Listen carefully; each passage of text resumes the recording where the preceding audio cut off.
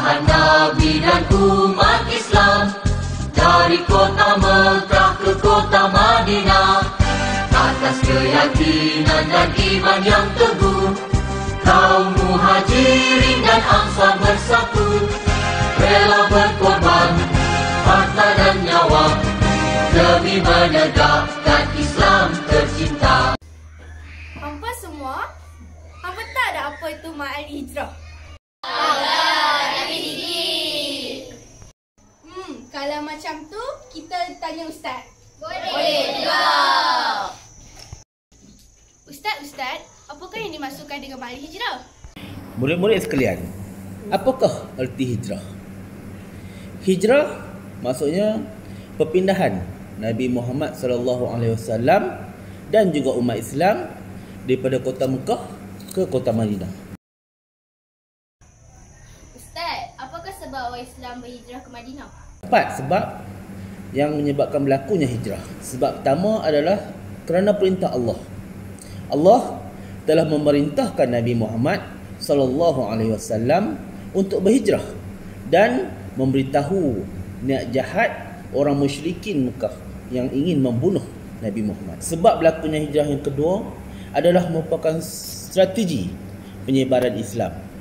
Hijrah Nabi Muhammad SAW ke Madinah adalah merupakan salah satu daripada strategi untuk mengembangkan Islam di luar daripada kota Mekah. Sebab yang ketika berlakunya hijrah adalah tekanan daripada musyrikin Mekah.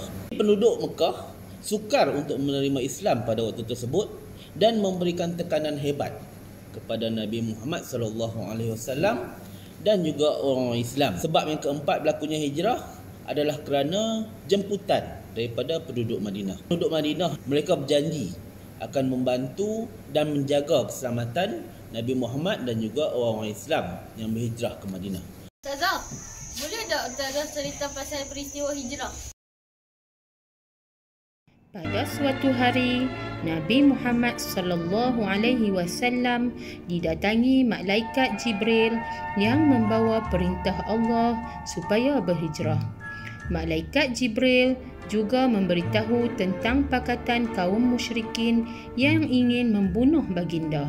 Nabi Muhammad SAW bergegas menemui Abu Bakar untuk membuat perancangan dan persediaan yang teliti sebelum berhijrah.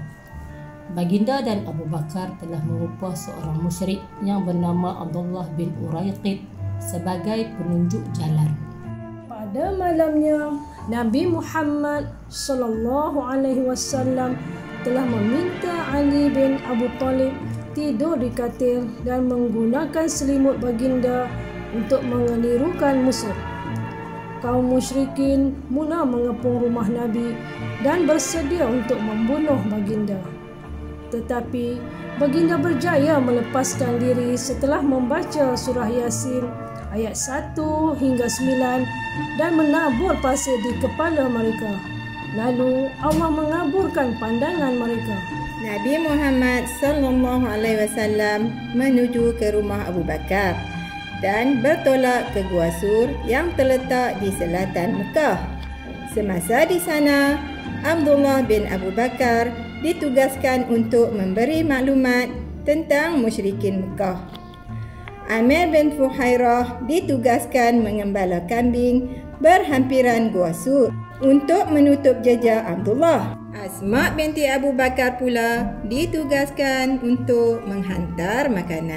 Kaum musyrikin Mekah tidak berjaya menangkap Nabi Muhammad SAW dan Abu Bakar. Mereka menawarkan hadiah 100 ekor unta kepada sesiapa yang berjaya menangkap baginda. Antara musyrikin Mekah yang berusaha untuk menangkap Nabi ialah Suraqah bin Malik, tetapi usaha itu gagal. Setelah bersembunyi selama 3 hari di Gua Sur, baginda meneruskan perjalanan hijrah dan singgah di Quba. Apabila sampai di sana, baginda telah membina masjid pertama dalam sejarah Islam dan kini dinamakan Masjid Quba. Akhirnya, pada 12 Rabiul Awal tahun ke-14 kenabian, baginda dan Abu Bakar telah selamat sampai di Madinah.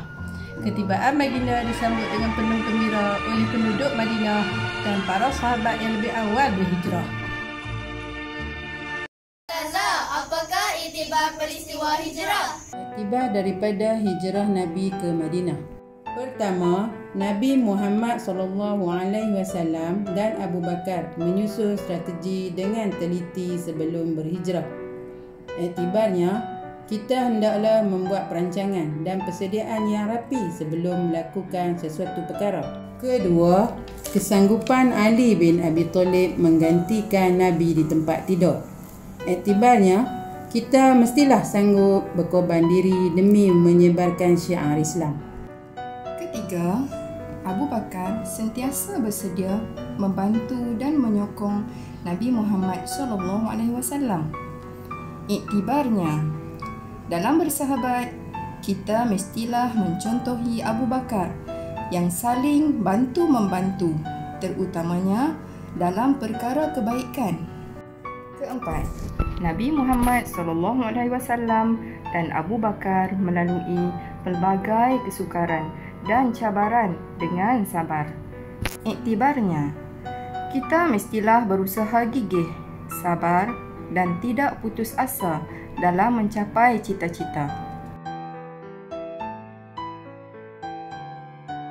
Hijrah ke Madinah merupakan satu perancangan yang terbaik dalam mengembangkan ajaran Islam.